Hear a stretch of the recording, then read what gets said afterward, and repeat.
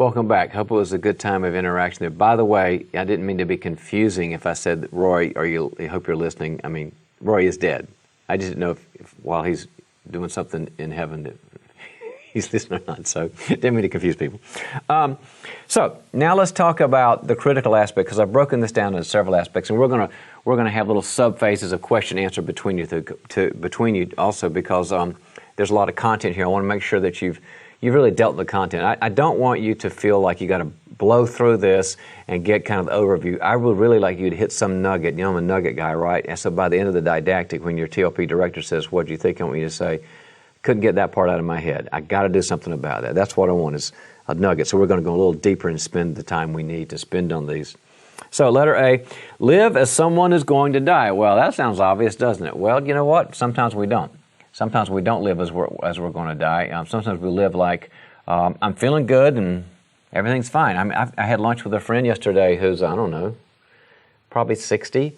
And he says, "Oh, I've had really high cholesterol and high LDL and high glycerides and low HDL for years. And all, you know, my wife and the doctors are all worried about me, but I feel fine." And I'm thinking, you know, we had to have this hard conversation with you. I didn't know him that well, but it's sort of like, that's somebody that because he's feeling fine and is not walking around, that, you know, it's going to be fine. Well, you know that the outside world doesn't say that it may say everything's fine, but the inside world's more important. That's why, you know, Jesus said, you know, people are going to be eating and drinking as is in the days of Noah, and there's bad stuff getting ready to happen. So live as somebody who's going to die. It's just reality. Now you're living like, okay, I got to call myself to account for this. That's why Psalm 90,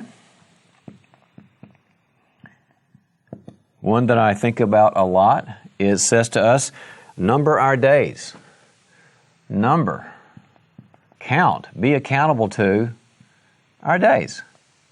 You know, people that have those little diagrams or little digital gadgets on their wall or on their desk. This is, I've got this many more days or minutes to live.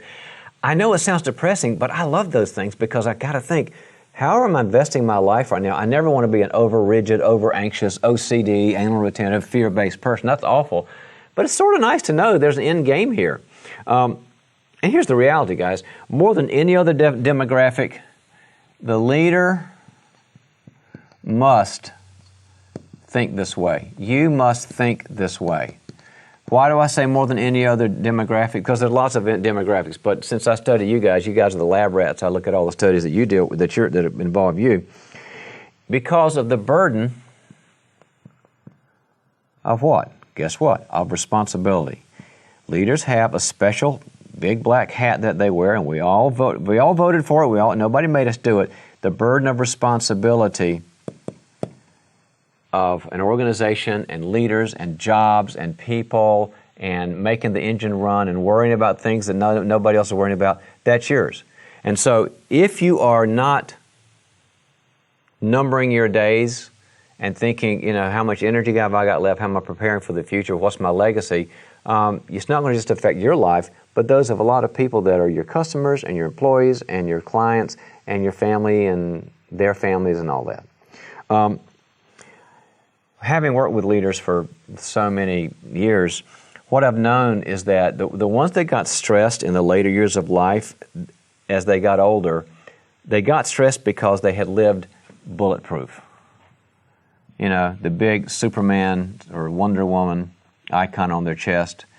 And I feel good like this guy that I met, and it must be okay and all this. And then as they get later in life, they start thinking, there's stuff that I missed, and do I have the time to invest in that? This is not the way to live. You know, much more to be living vulnerable. You know, we're big on vulnerability here, and also accountable. I want to be open about myself and my feelings and my needs and all that. And I also want to have, not accountability, I try to get the syntax to be consistent here. Vulnerable, which is an adjective, and accountable. Great way to live. Letter B, consider those that you want to help and impact. In other words, it's really helpful to just take an inventory of the people you care about. Now, I don't know who my great-grandchildren are. In fact, Barbie and I don't have grandchildren yet. And so I can't really think about them that much, but I know that it'd be nice to have that, and nice for those people to have that. We'd like to be part of the human race that continues things going. But at least there's those people now that you want to make sure are going to be okay, not even just okay, but also be impacted positively. I'll give you a story about this.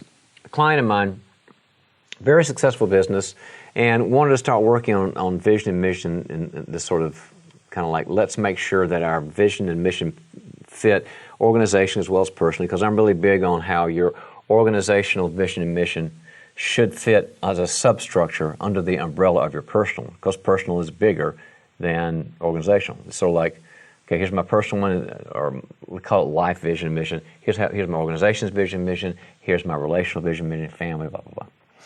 And so while we're working on that, since it was a family-owned business, I said, so who do you want to impact? And so since he's a real family guy, his big vision was, I want to make sure that all the generations of my family, he was a family-owned business that was multi-generation, are taken care of as long as the money holds out and their ethic is responsible, this sort of thing.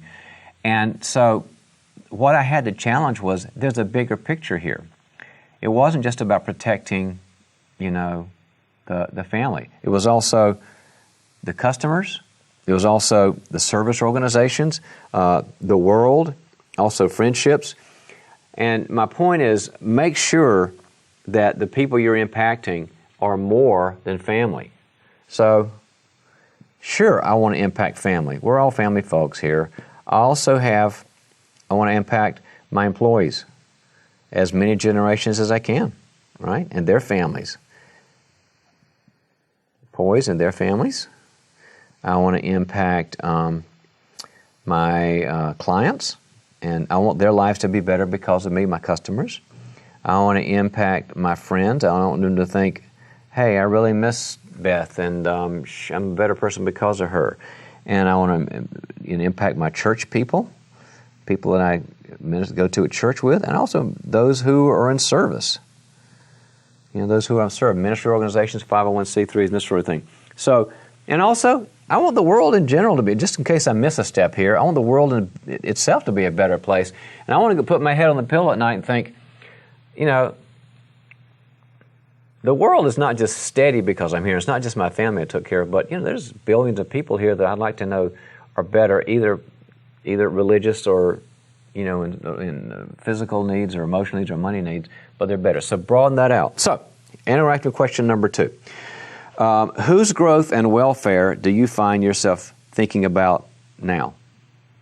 And I want you to expand it. Just challenge each other a bit to think, where does my mind go when I think about legacy? And focus on those and kind of write down some names here of people you want to make sure, if it happened tomorrow, that they'd be, I'm so much better off because you were here in the world and you affected me. All right? So talk about that, and we'll be right back.